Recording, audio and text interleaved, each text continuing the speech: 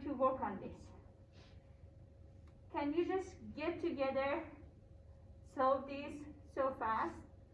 I want to see how fast you can solve this, because you already started on that, right? So now we have new number.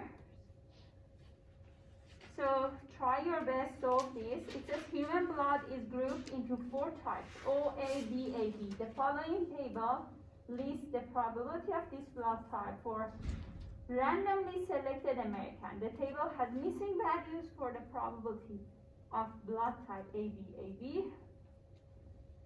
And if we choose a single person randomly, the probability of choosing that American with blood type O or A is 0. So I'm going to just write down the information and then you are going to use this. O or A is equal to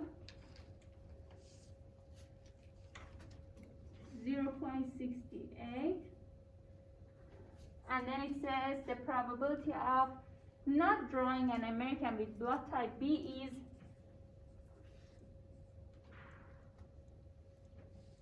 actually not.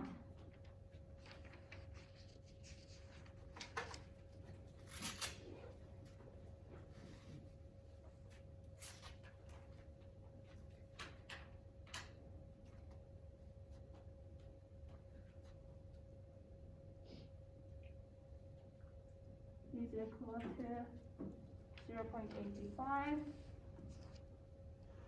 And then from the table we have probability of blood type O to be 0.4. So you should use probability rule, right?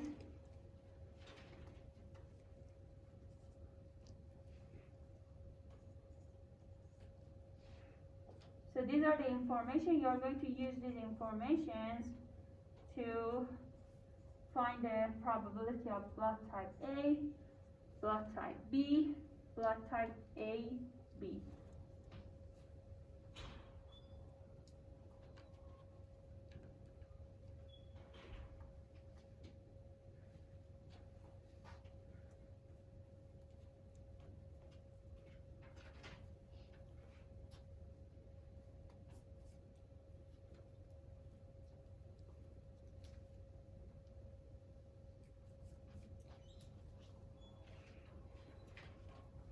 Okay, you know what? Let's review that. Let's review the probability rule. I think you need to review this first. Okay, so probability rule says all the probabilities are numbered between 0 and 1, right? Correct? And then it says if you add all the probability, like if we have blood type A plus blood type B plus blood type B, O, and plus blood type AB, all must be equal to 1. And last time we got stuck here, right? Because it didn't add up to 1, it was adding up to more than 1. So that was the problem. And then the third one says probability of A or B is the addition of these probabilities if these two are disjoint. So we can use rule 3 for this part, right? To get blood type A, right? Because we have blood type O. And then the last one says for any event, probability of something not occur is equal to 1 minus probability of that occur. So probability of not blood type B is equal to 1 minus probability of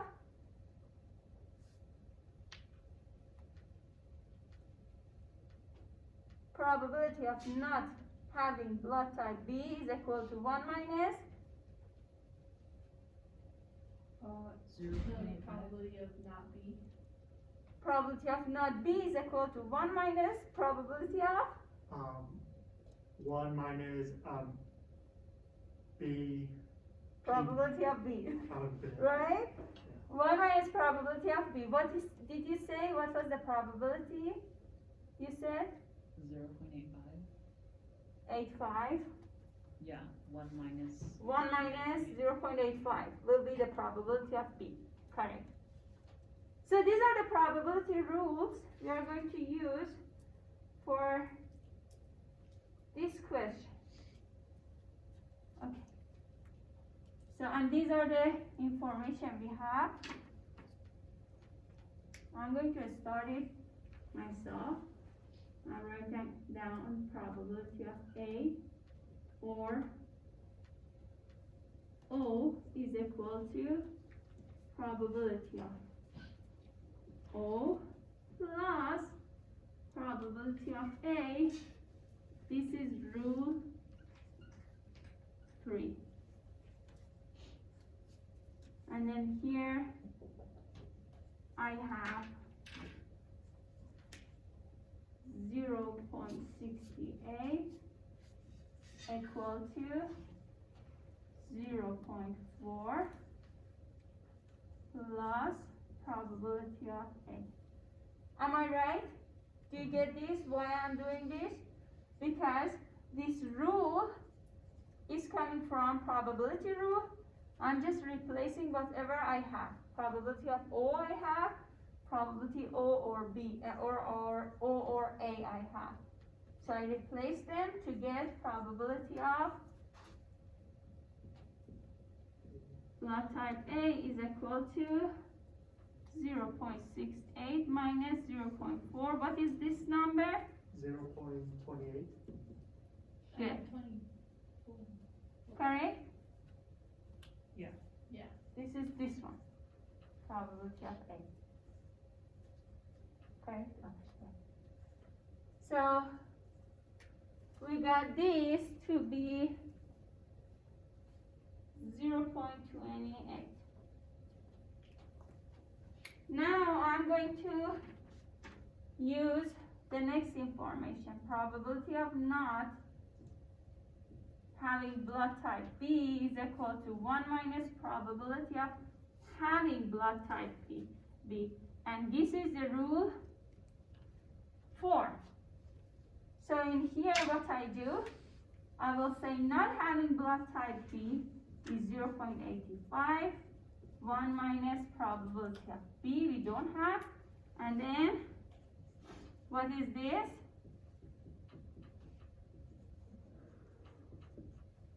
0.50. 15.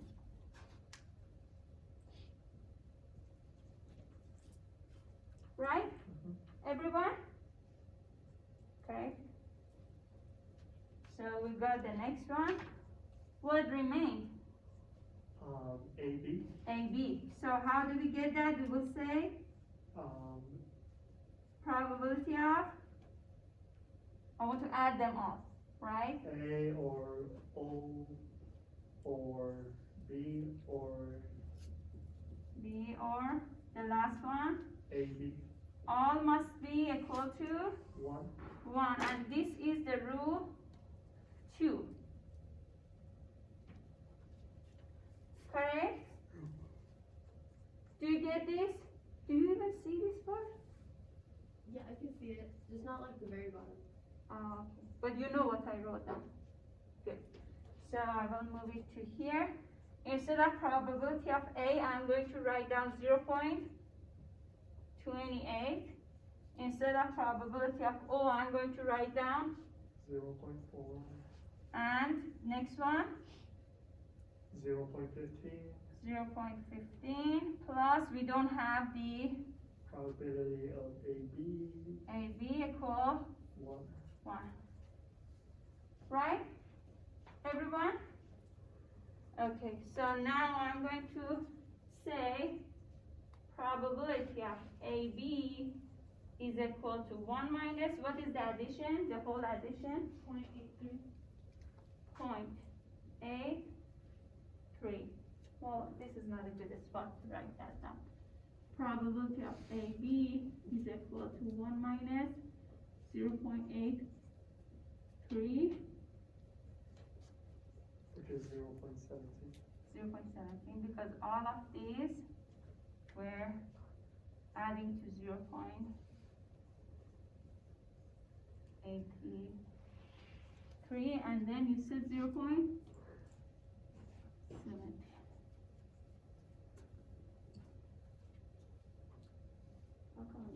just, 0.15. Good? Do you get this? Everything is clear? No? Which part is not clear?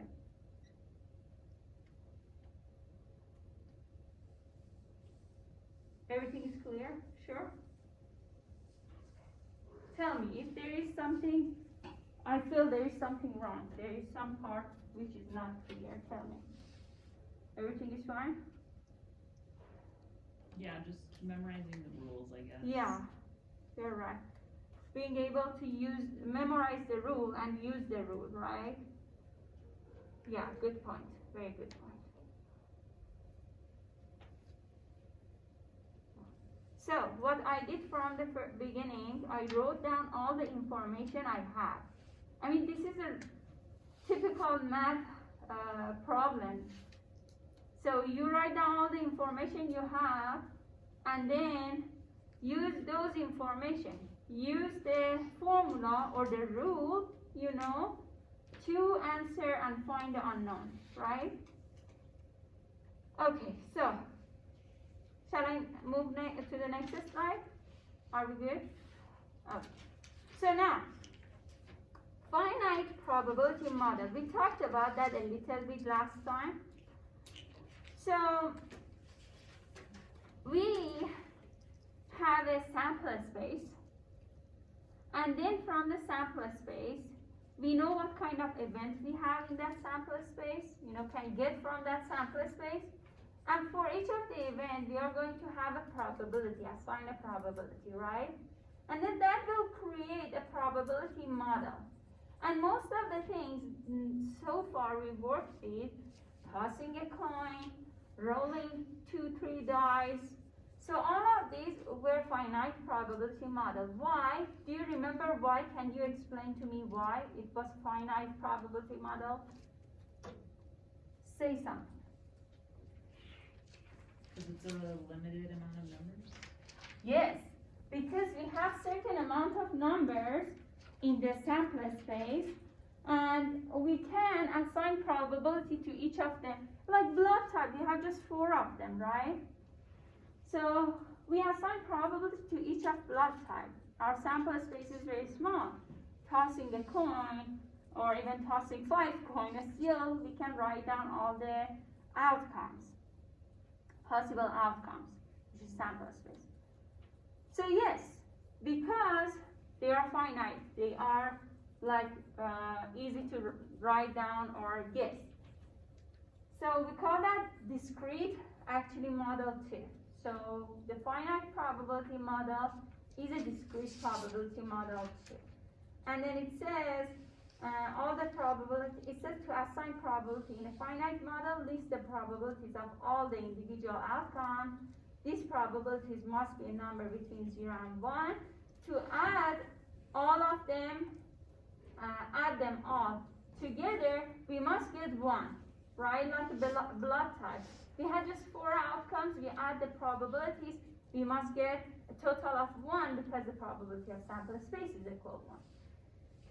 And then it says, the next line, it says finite probability model also called as discrete probability model.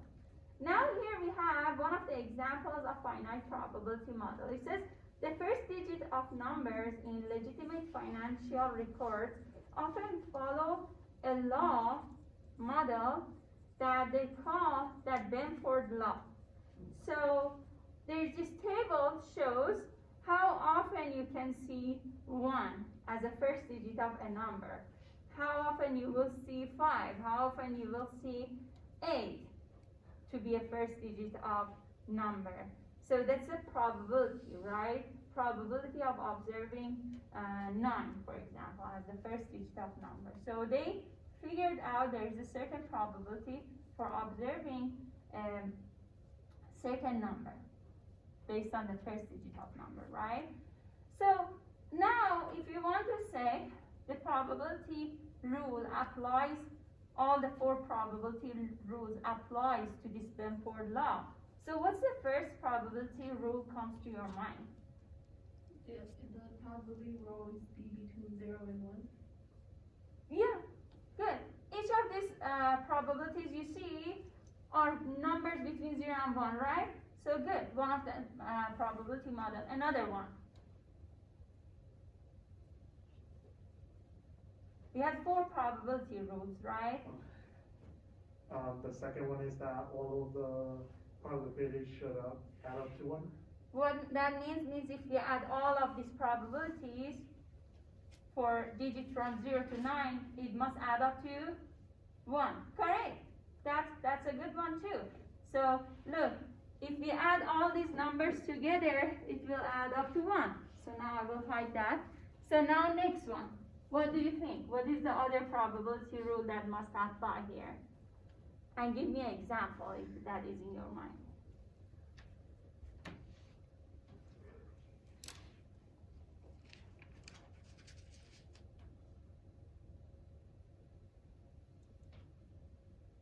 What is the other probability rule that you can think of? Come on, you know that. Like remember the previous example, blood type. If you say that one of them won't occur, and you is 1 minus that probability that it won't occur. Okay, so good, very good. Can anyone else give me an example of that?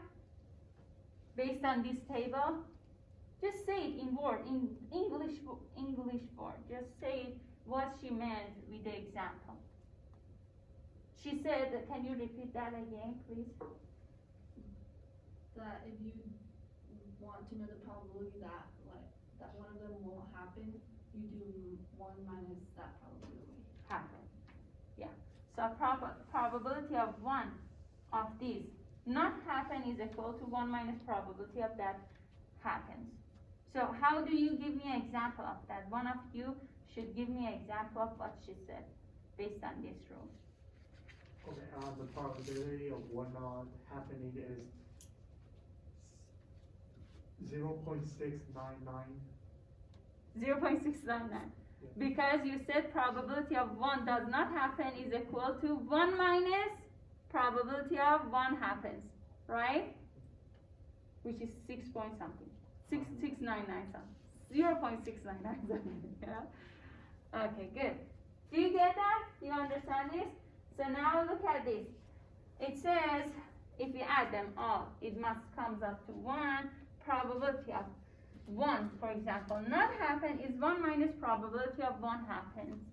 And you can do it for any of them. Then probability of 8 not happen is 1 minus probability of 8 happens. Right? And then what this one exactly means, I hope I don't confuse you here. I want to explain this more. So it says 1 minus probability of 1, right? So probability of 1 is this one. And 1 minus probability of 1 ended up 0.699, right? And then if I cover this part and then add them all up, what is the number I get? 0.699. Correct? Correct? Do you see that? So, because all of these together means 1 does not happen if I cover this, right? Okay, good, very good. Okay, I hope you are not at this stage. Uh-oh. Are you like that now? Be honest. Is that clear? Everything is clear? Okay, good. Okay, so we will move forward to kind of more difficult part. So continuous probability model. We talked about this one also, but we didn't get into the depth, and now we are going to talk more about this. And from here we are going to move to the next chapter, which is completely continuous probability model.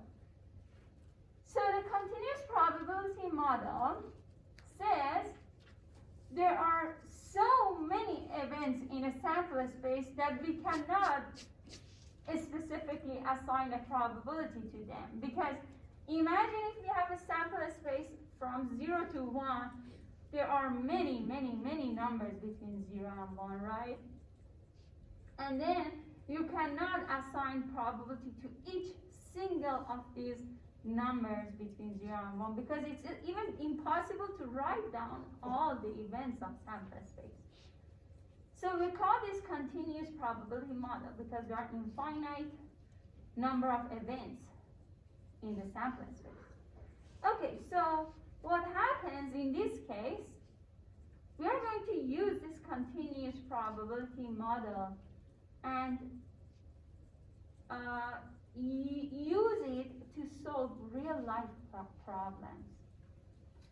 The first step is that to create the density curve of this sample space. So we already in previous chapter for one session I explained the density curve. Do you remember we had this line covering all the bends or class intervals of histogram? It was covering all of it and then it was showing the overall pattern. I said, okay, it can be symmetric, it can be right skewed, it can be left skewed. Now, do you remember we call that density curve? It was covering the whole histogram. And then what is histogram for? Histogram is the graph that we use to visualize quantitative variables like weight, height, grade, if it is in percentage, right, age, this kind of variable. So, if you connect all of this information together, means continuous probability model is also being used for quantitative variables. Variables that we show on x-axis of histogram, right? Like height, weight, and age. Okay, so I'm going to move to the next slide and show you this. This is one of the density curves that we are going to use, and well, it's not the density curve you saw, the one that covers histogram, right? That was like a bell shape, that was different, right? This one is a square. This one is called uniform density curve. Means the probability of assigning numbers at certain location is always similar. So it's uniformly distributed. There is one rule that we always should keep in mind, that for all the density curve, we are going to use the area under the density curve. Like this box you see here, we are going to use the area under this to find the probability. Because so far we were talking about probability, right? Probability of tossing coin, probability of rolling dice. So now we are talking about probability. But look what happens. I'm going to ask, what is the probability of people are between a certain age? What is the probability of people getting a score above 70%? What is the probability of people who have who their weight is 150 and less? These are the questions I'm going to talk about from now on. And we are going to answer those questions using density curve. So we are using area under density curve. Area of density curve, this one, the one for histogram, always is equal to 1. Area under any density curve, uniform distribution, the one that we had for histogram, the area is always equal to 1. What that means the area under this box, all this area is always equal to 1. What that means if I don't give you the height for that, and if you have just the length here, you should tell me what is the height. Less than 1? 1. It will be 1 because the area is equal to 1. 1 multiply 1 here is equal 1. I will elaborate that more. So look at this. I have a box, rectangular box, right? You call this W, right? And this one is length, is that correct? Or length goes here, W goes here, correct? So W multiply L is always 1 according to what I said, right? I said all the density curve relating to this question always have an area equal 1. If I know the area, if I know, for example, length equals 0.5, what is W? Here, W multiply L is equal 1. You have L, what is W? 0.95? 2. Multiply, multiplication. Oh, okay. Yeah, so look at this. I'm going to replace. Instead of W, I don't have it. Multiply, instead of L, I have 0.5 equal 1. W is equal to, will be division now. It will be 1 over 0.5, which is Those. 2. Correct, those. Unos dos, I know that. Is that correct? So do you get the idea? If you even don't have one of these, and you have another one, you can find the unknown one, because you know the rule says the area is 1, so you should be able to get that. Okay, so now, we are talking about continuous probability model, and I mentioned that the sample space is always a number between 0 and 1, right? So the 0 and 1 is here, from 0 to 1. And then if I tell you what is the probability of, based on this density curve, I ask you what is the probability of observing numbers less than 0.5. That means you must calculate the area under the curve on the left side of 0.5. That will be the probability of observing 0.5. Do you get this? So, it will be the area. We have 0.5, the distance is 0.5, right? Multiply the height, we get 0.5 as area, so that's why it says area.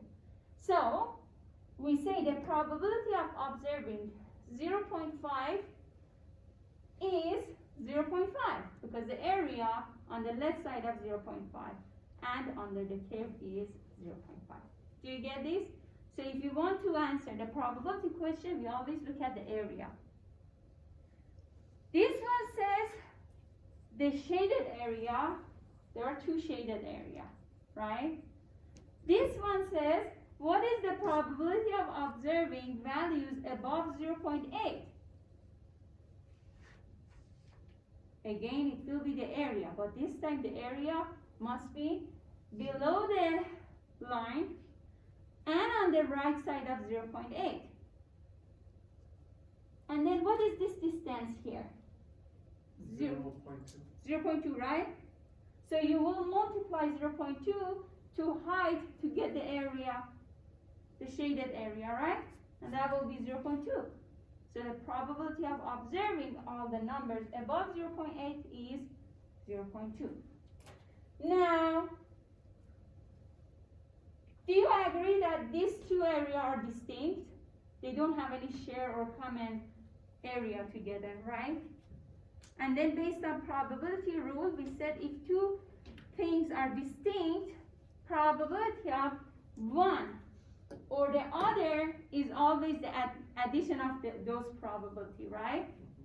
So if I tell you what is the probability of observing numbers less than 0.5 or observing number above 0.8, what you would do?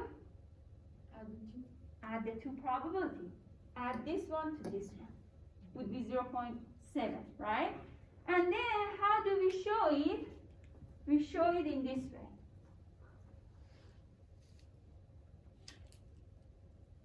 Look at this. It says probability of all the random numbers less than or equal to 0.5 or probability of all the random numbers greater than 0.8. That will be the probability of all the numbers less than 0.5 plus all the numbers greater than 0.8. Right? And then that would be 0.7.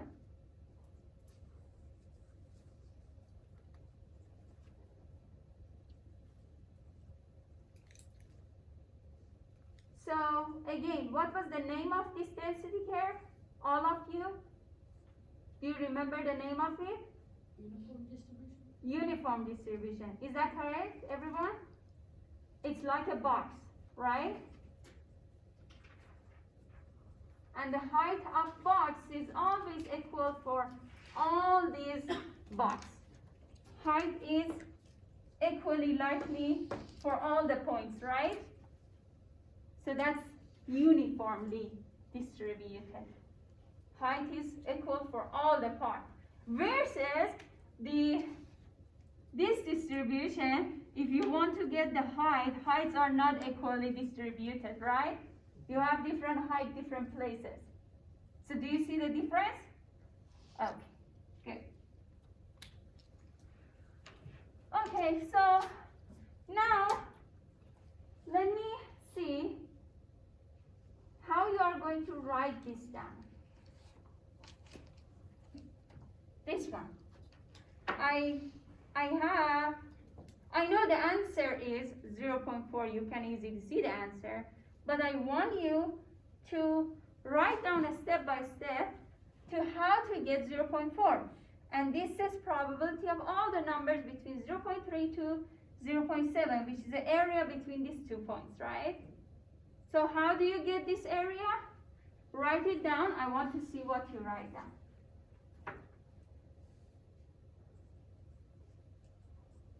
How to get the area between 0.3 to 0.7.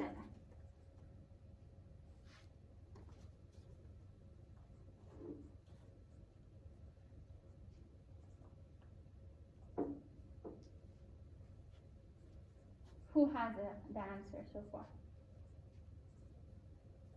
I mean the step-by-step solution. Because you know the answer, you see the answer.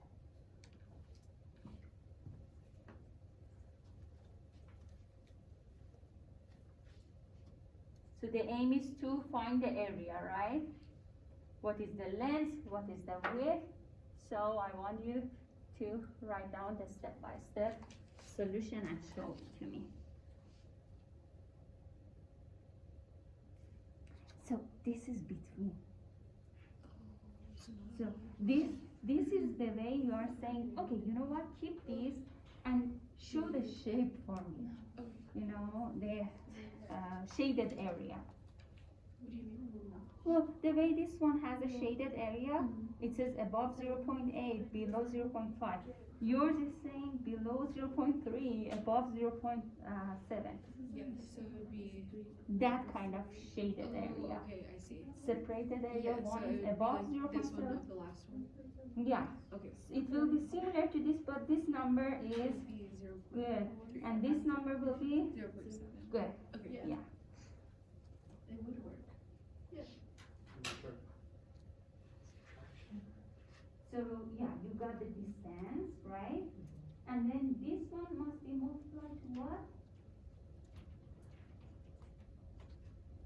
How do you get the area?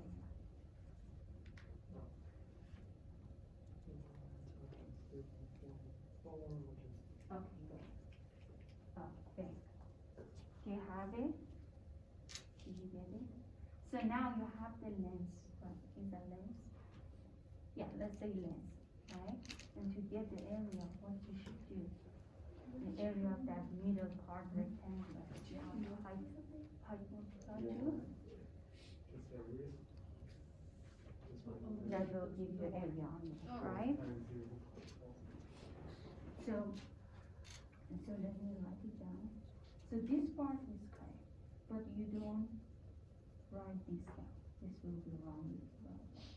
So we get this, and this will be, let's say, length, right?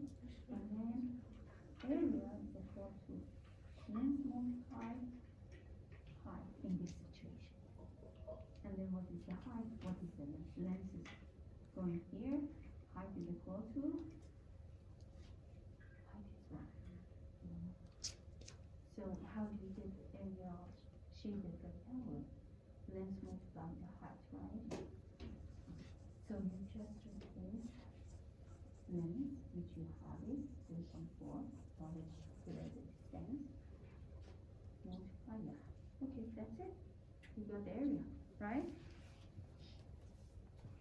Yeah. Okay, so now answer my question.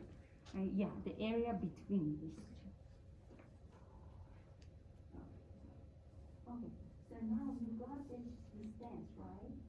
But you have to multiply this distance to the height, because you are going to calculate the area, right? So this one, second.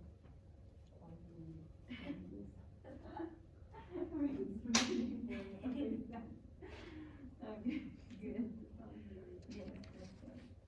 Okay, did you see it? Well, that, in this one that you are adding will be two-sided. One is on right side, the other is left side. But this one shows between. So between means you just take this distance here, multiply it to this height, and you get the area. That's it, This one is right? just subtracted 0.7 from the. You get the distance, then you multiply the distance by height, which is 1.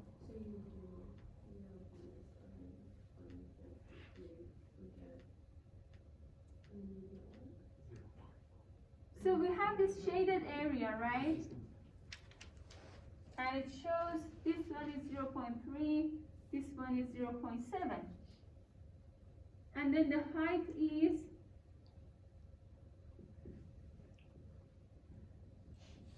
equal 1.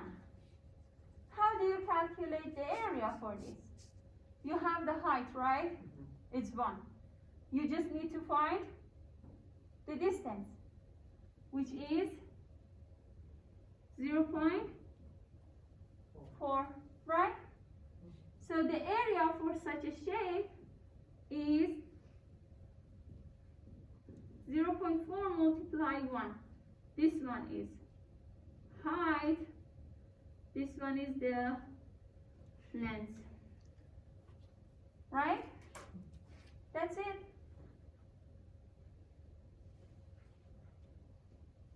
And see how we showed this probability of any random number between 0.3 to 0.7.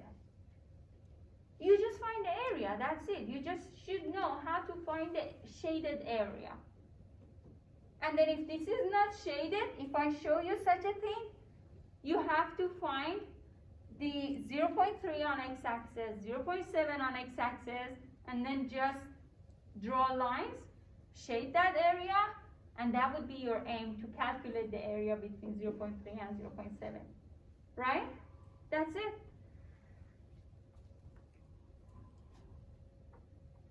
Okay. I believe most of you are at this stage.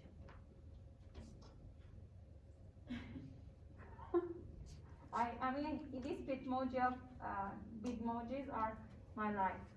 Like they are describing every second of my life. Are you at this stage now? Well, you should wait to see what is coming. I thought it was going to be way more complicated to get the answer. See, I felt it too. I felt you were expecting a more complicated thing. But no, it's just calculating the area. If you don't have the shaded area, just find the area based on the 0.3 or 0.7 they provided for you, either between them or above them, or so it will just show you what is the purpose, what's that question, and then you will find the shaded area, and then find the area for that shaded part. That's it. Okay, so there are really good videos for, wow, we already talked I already talked for 45 minutes. Okay, so there are 3 links here. I love these videos. They are short, they are very, very informative. I hope you go back and watch it. And then last time for the exam, I told you there are these 3 videos on UNM Learn. Watch these. These are recorded video I recorded myself.